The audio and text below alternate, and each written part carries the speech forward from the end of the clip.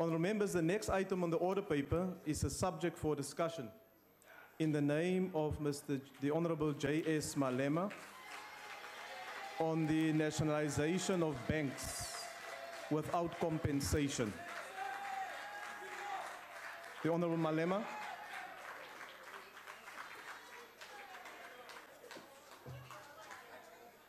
Thank you very much. We stand here as the EFF to make a call for nationalization of banks without compensation. We make this call because it is one of cardinal pillars of the economic freedom fighters as contained in our manifesto. The cardinal pillars in the EFF are non-negotiable and constitute the true future of South Africa. We make this call fully aware that the financial services sector is currently the biggest sector in the South African economy. The South Africa's financial sector controls about 12 trillion worth of assets, which is 4 times the country's GDP, contribute about 21.6% of the country's GDP and over 15% of corporate income tax per annum. The financial services sector employs more than 250,000 people. The South African economy has become highly financialized since 1994. The financial services sector had grown from contributing 7% of the GDP in 1994 to the present 21.6%, surpassing government, which contribute about 17.2% of GDP per annum. According to the South African Reserve Bank 2016 figures, the banking subsector manages 4.8 trillion assets, or about 120% of the country's GDP, and has 16 local banks from 40 in 1994. 15 local branches of foreign banks, 36 representative offices of foreign banks, 2 cooperative banks, and 2 mutual banks. These banks own and control the houses, cars, and properties of so many people in South Africa. The banks own land and huge commercial properties such as malls and industrial parks. Banks control and run the lives of so many people. Despite running our lives, banks in South Africa refuse to transform. They don't even comply with the less courageous targets of the sitting government. There is no bank in South Africa that has meaningful ownership by black people. The mutual banks that exist are not serious role players in the whole banking sector. It is for this reason why we as the EFF call for state ownership of the banks so that they are made to play a meaningful role in the lives of all the people. Our view is that the state ownership should be prioritized, but should not completely close out the other forms of ownership, particularly institutional, public, cooperatives, and private ownership. We should state that in the EFF founding manifesto, our call for nationalization, state ownership appreciates that the other forms of ownership can and should exist.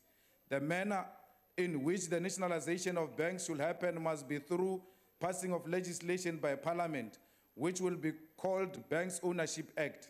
The Banks Ownership Act will stipulate that all banks should have a minimum of 51% state ownership. The remaining shares will be owned by institutions such as pension funds institutions, cooperatives, and private individuals, with a guarantee that no single individual or single investor will own more than 10% in a single bank. This model of combined ownership that is anchored by the state will ensure that the banks are democratized, serve the real interest of the people, and protect from any potential form of capture. Additional to the anti-tax avoidance legislation which the EFF will table in the 5th Democratic Parliament, we are going to develop and table a Banks Ownership Act which will clearly outline the objective and method through which banks' ownership will be shifted to the state without compensation. Additional to this, the state will create a full functional state-owned bank which will offer banking services to government and private individuals who choose to use the state-owned bank. The state-owned bank will be a platform through which government distributes social grants to the people. The state-owned bank will be a platform through which government pays its own employees at all levels. The state-owned bank will be a platform through which government provides affordable finances for houses and cars. The state-owned bank will be run by qualified professionals and not employees of political parties. The state-owned banks exist in other parts of the world and have played an important role in driving development. We want to make sure that we share the resources of our country. Britain has a long history of state-owned companies, which include banks playing a significant role in the economy. After the World War II, Britain's state-owned companies were given a task to revive the economy. Britain's state-owned banks after the World War II were instructed to mobilize the necessary resources and told that where to make investment. The Chinese government owns more than 20 banks at central, subnational, and municipal level. Amongst the banks include one of the biggest banks in the world, the Industrial and Commercial Bank of China. The ICBC has shares in Standard Bank, and what this means is that the proceeds of banking services here in South Africa end up benefiting the Chinese. They use this to drive development. They use their banks to fund massive infrastructure programs. They use their bank to fund massive industrial programs. One important aspect, the state-owned banks in China, is that they are listed in the security exchange, and very small portion of their shares are public traded.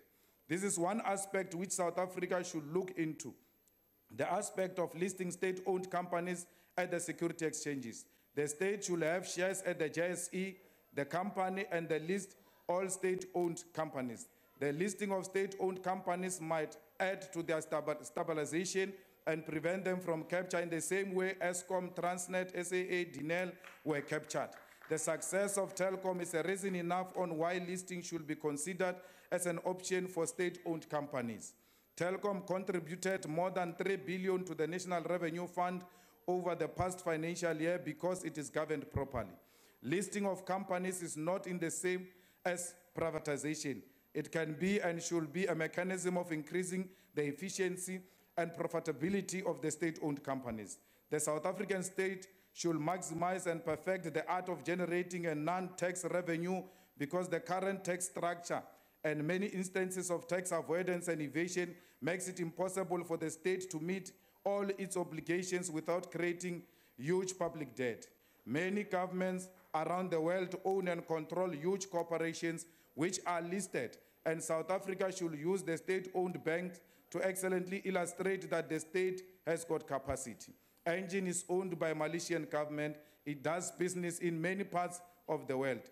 Fly Emirates is owned by a state.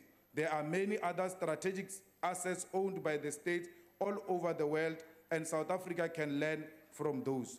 We therefore stand here as the EFF to give a clear view on why the state should take charge of the bank. Nationalization of banks is not a call for chaos. It is a call that is founded on principle and one which will add value to the lives of so many South Africans. I thank you. Honorable Williams.